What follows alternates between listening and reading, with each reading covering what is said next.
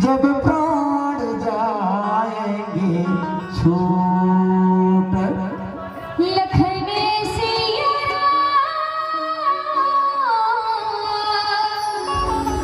चकती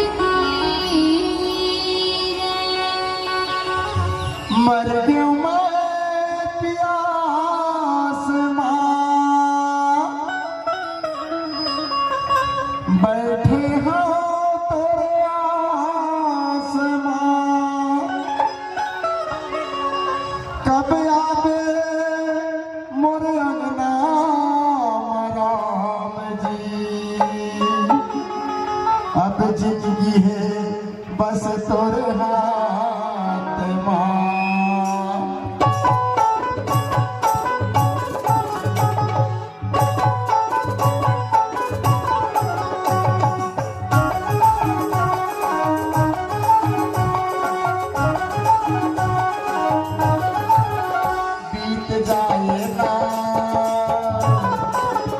बीत जाए ना सारी उमरिया बिना राम भजन के बीत जाए ना सारी उमरिया बिना राम भजन के कहना मरमान सुन ले भक्ति ज्ञान कहना मरमान सुन ले भक्ति ज्ञान सुन ले भक्ति ज्ञान बिना जतन के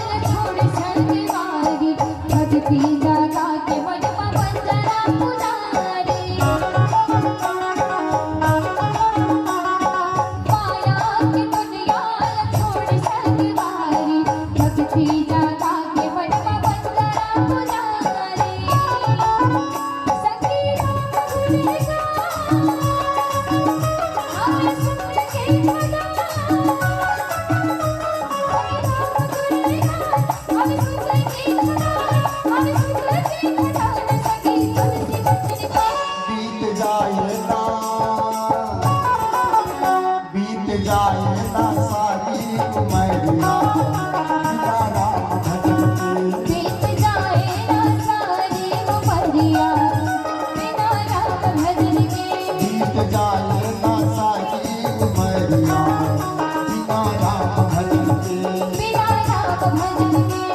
बिना राम भजन के। बिना राम।